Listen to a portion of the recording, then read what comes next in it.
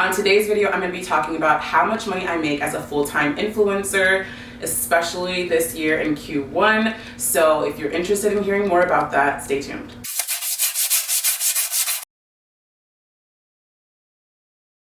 Hi boos, welcome back to my YouTube channel. If you're new to this channel, my name is Emmy Petite, and on this channel I talk about all things fashion, lifestyle, beauty, entrepreneurship, social media, and influencer marketing. So if you're new and you're interested in any of those topics, go ahead and click the subscribe button because I have such great content coming up for you guys. And also don't forget to click the bell notification so that you also know whenever I upload a new video. In today's video, I'm going to be discussing how much money I secured as a full-time influencer in influencer partnerships in Q1 of the... Alright, so let's get into it. I'm going to be breaking down exactly how much I brought in each month of Q1, which is January, February, and March of this year, 2022, from securing brand partnerships as a full-time influencer. I will be looking down at my laptop, so if you see me looking down, it's just because I'm actually looking at my Excel spreadsheet where I keep track of all of my brand partnerships and how much I'm getting compensated for each one. As an influencer, my first recommendation for you, if you are looking to kind of set a goal for yourself, maybe turn this into a full-time income, whatever the case may be, if you want to actually see the progress that you're making, I would recommend starting with an Excel spreadsheet to keep track of all of your financials, your brand partnerships, and even your brand contacts. That's another big thing in making sure that you're making money, is staying in contact and building relationships with the brands. But I'll get into all the tips that I have into how I've been able to kind of grow my business and been able to see these numbers in Q1. And if you're not already, I would highly recommend you following the House of Influence. House of Influence is my social and digital agency where I actually share more tips about being an influencer, social media tips, and I'm actually providing a lot more resources for influencers and content creators looking to make an income from this. So definitely stay tuned to the House of Influence on Instagram as well as TikTok for lots more tips, and drop any questions that you have down below about influencer marketing, how to make it as a content creator, building your income, monetizing, strategy, anything. Drop them below because I'm going to be coming at you guys with a lot more content in regards to this. Okay, so let's break it down. For those of you guys who don't know, this is my second year as a full-time influencer. I actually went full-time November of 2020, but I actually did not go in full-time entrepreneurship for being an influencer, for being a content creator.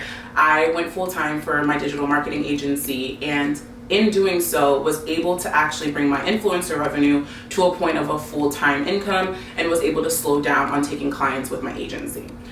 So breaking down what I brought in January of 2022. Remember, this is strictly brand partnerships. I'll do another video where I talk about affiliate marketing and other revenue that comes from AdSense, whether it be for Instagram, YouTube, whatever the case may be. Those are a smaller portion of my income, but those are definitely streams that are super important as an influencer. So I'll be creating a separate video to discuss that. So January of 2022, I had 2 brand partnerships that brought in a total of $3,500. So I want to break it down also in making sure that you guys understand that Q1 is typically the slowest quarter for marketing, for influencer marketing or marketing in general. Normally that's when brands are actually working on setting new budgets for the year. So they're kind of slow on, putting out a lot of money because they just put out a lot of money in Q4 of the previous year where they're marketing for Christmas and holidays and all that. So Q1 is typically pretty slow. So January I was actually planning on taking a break, but surprisingly I was getting brand contacts reaching out for partnerships, and I decided to secure these 2 partnerships, which totaled out to $3,500.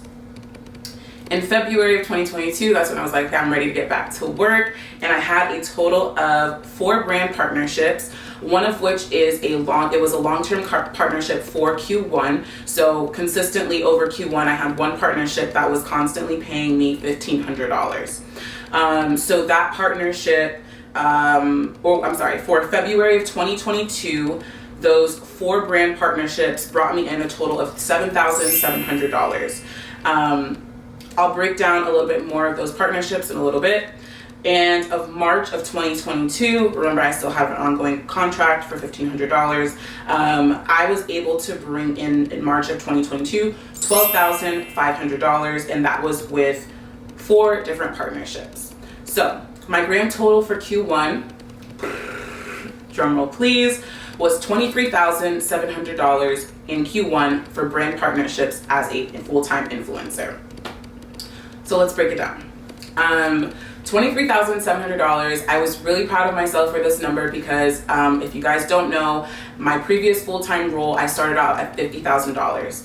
And when I left that role, I was making $55,000. So to make $23,700 in 1 quarter, that's like half of my old salary. I was super, super proud of myself. And also I was proud because Q1 is typically pretty slow.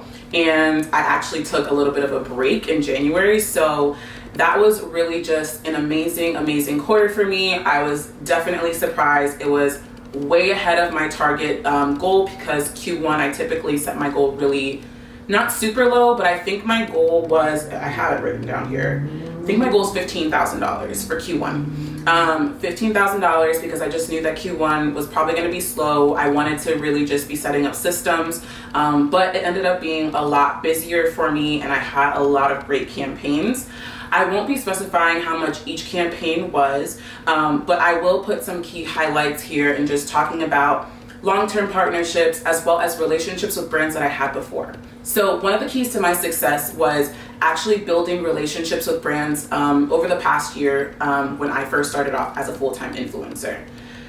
One thing I'm extremely proud about as an influencer is that most of my brand campaigns are repeat business, which means that I'm constantly working with the same brands. And that is actually a great thing for not only the brand, but also for myself to have consistent revenue. But it's also a great thing for my audience to see that I have a true connection, a true loyalty with this brand and continue to work with them. For me as an influencer, I would rather work with a brand 1,000,001 times than to constantly be seeking out new brands to work with, especially if it's a brand that I actually always use and love. So just for example, in January, I worked with Walmart and Nordstrom, and I've worked with them before the previous year. So it was really exciting to be able to get those recurring contracts. And one thing that's really great about that is it's an indication of your value as a creator to a brand. So these campaign managers, they knew me from last year. They knew how I worked. They liked the way that I produce my content. They liked the way that I work. And so they decided to hire me again for another contract. This is the easiest way to make more money as an influencer, is to do well with the contracts that you have right now. Even if you have one contract right now, do really, really well with it. Continue to stay in touch with the brand and watch them continue to work with you. And as you continue to grow, those will add on. So you'll have many, many, many reoccurring contracts, reoccurring deals because of the fact of the way that you manage your business and the way that you produce your content. So in February, I actually had four brand partnerships. I had one with Lulu's, one with Nordstrom Beauty, one with Sephora, and one with Walmart Home.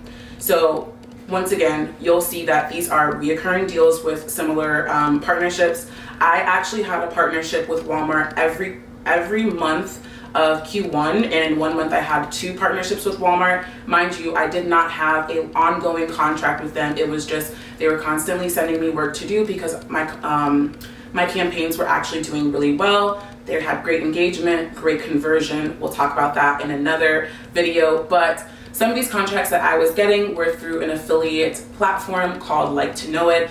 And on that platform, you're able to generate sales as an influencer, whether or not you're getting brand campaigns, but by referring your followers to different products that you love. When you convert very high for those brands, they tend to send you brand partnerships in order to kind of promote specific products or specific initiatives that they have. And so my Walmart campaigns had been doing really well. I was able to see my conversion numbers. They were doing extremely well, and so I was constantly getting work from Walmart. All right, so jumping into March, that was another month where I had 4 partnerships. 4 partnerships that ended up totaling in $12,500. So I did have a reoccurring contract, like I mentioned before, and I did have a partnership again with Walmart in this month. I also had a partnership with La Crema Wines for the Kentucky Derby, as well as with Aerie, which was a super fun partnership where I also got to model for the Aerie brand. So, like I mentioned before, my grand total for Q1 was $23,700, which was almost $10,000 above my actual target, my actual goal. So, really excited about that. Like I mentioned before, one key tip is to actually continue to build your brand relationships. So making sure that you're doing great work with the contracts that you have right now. Something else that also was really beneficial for me in making more money in Q1 was that towards the tail end of last year, I started incorporating beauty content into my content organically. So I was doing Get Ready With Me's, sharing my skincare products. It was really out of my comfort zone, but it's something that I've really wanted to do because I pride myself in being the everyday girl, and I want to be able to show people that I'm not a makeup connoisseur, but I'm just showing you how I try and I learn, because people do ask me questions and sometimes I'm like, I'm not Jackie Aina. But at the end of the day, your followers are looking for specific value from you, and being able to step out of my comfort zone and share that I was on a skincare journey towards the tail end of last year. I really wanted to, dive deeper into learning more about products. I've always been pretty good with my skincare, but not super knowledgeable, or wouldn't really step outside of the box of just using CeraVe or Cetaphil, or just wanted to try some new things. And so I took my followers on that journey with me. That landed me quite a few beauty campaigns. Actually, one of the long-term programs that I was on was a program with a beauty brand where I was actually working with them contractually for the quarter. So just bringing in a new content pillar that allowed me to expand my brand partnerships also helped me to monetize a little bit more in Q1 that I probably would have expected if I would have just stayed in doing fashion. So that is a major tip that I have for influencers that are looking to maybe expand their community and also expand their revenue, is to expand your content pillars if you can. I highly suggest this for people who have a strong niche already. Maybe people already know you in one area and you've already built your voice of authority in that space, whether it be fashion, beauty, skincare, plant life, whatever the case may be. Expanding a little bit more once you've already built that strong audience, and you can strategically come up with a way to incorporate a new content pillar into your content in a way that will be effective. For me, it worked out really well because I ended up landing quite a few different beauty campaigns. I'll pop some of them on the screen, and had I not expanded last year and doing organic content showing that, I don't think I would have landed those campaigns. My third tip for being able to produce consistent and good revenue as an influencer is to take each and every campaign seriously and execute them successfully and effectively. Okay, so breaking this down, how to execute a campaign successfully, I really think that I can do a full-on video just talking about this because it is so important. How you do your work and how you present your work to a brand is going to determine whether they'll want to work with you again. And the results that you produce will also be a really high factor in whether they're going to want to work with you again. And to be honest with you, if you want to be an influencer that's making consistent revenue, you want repeat business. Like I said before, most of my brands that I've worked with at least 3 times. If I look on average at all the brand partnerships that I've done, most of the brands that I've worked with, I've now worked with 3 times or more. And that's really a great way to build that consistent relationship, that consistent revenue, and really be able to take advantage of when new brands come in because you still have those other relationships there as well. So executing my campaigns effectively means a few different things. One, it means that I'm actually doing exactly what is asked of me in the campaign brief that is provided to me.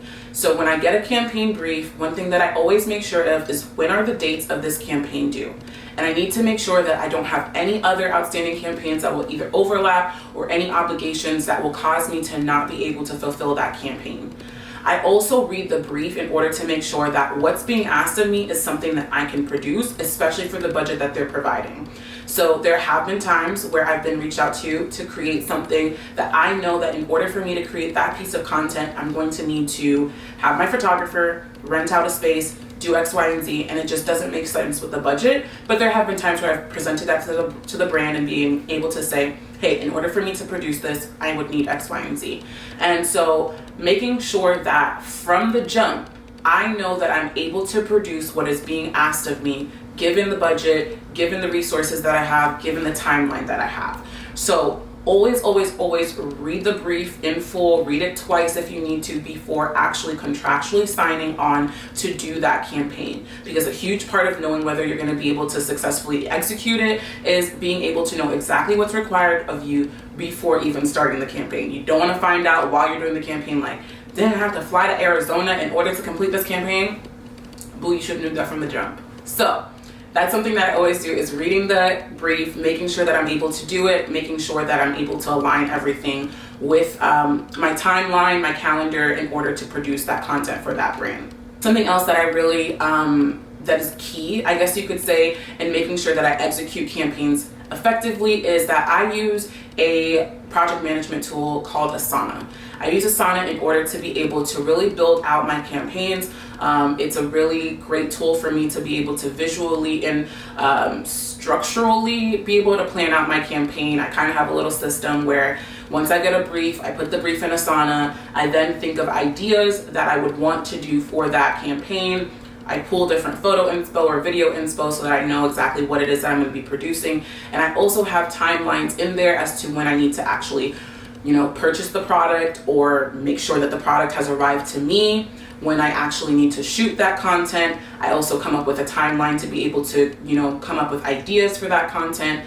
And when do I need to send my drafts to the campaign manager, as well as actually submitting my content for review, then also posting the content. So I really just kind of keep everything structurally in there, so that way I know that everything that needs to be done is going to be on a calendar system where I know when everything needs to be done, and I know that I've submitted everything successfully. Once I'm done with every campaign, I always send a recap to the brand to make them know, to make them understand that I'm invested in this campaign. One of the biggest keys of being a good influencer is to also be a marketer. Think of yourself as a marketer. You are a partner to a brand and you're a part of their marketing initiative. So be invested in it and be as equally invested in the result of that campaign as they are. And they always appreciate that. So those are just 3 tips that I have for Q1, how I was able to produce the income that I did. I'll be honest, I did not pitch in Q1 at all, but I did do a lot of heavy pitching last year when I first dove into entrepreneurship, and I do feel like a lot of that has come back to me in the relationships that I've built over the past 1.5 to 2 years.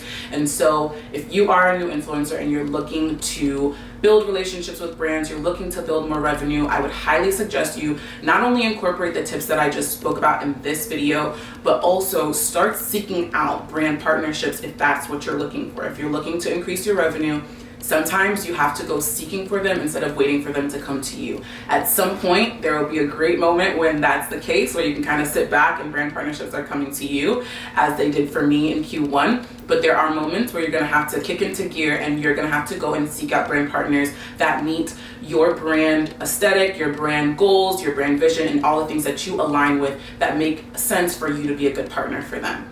So if you have any more questions in terms of how to build your revenue as an influencer, build your business as an influencer, get started, definitely drop them below. I'll be doing a Q&A, and also I'll just be posting a lot more videos in regards to this. So let me know what topics you want me to discuss.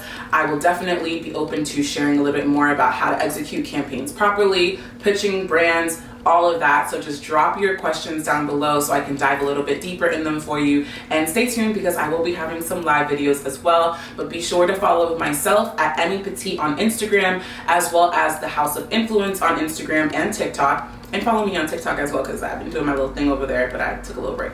But follow me there. I've been sharing a lot more and answering a lot more in-depth questions. So be sure to follow there. I'll be doing a lot more lives and a lot more resources coming your way. So definitely follow there, as well as subscribing to this channel and clicking the bell notification so that you are notified of my videos whenever I upload. Drop a comment for me below if you enjoyed this video and let me know what else you would like to see. Until then, have a good one, guys.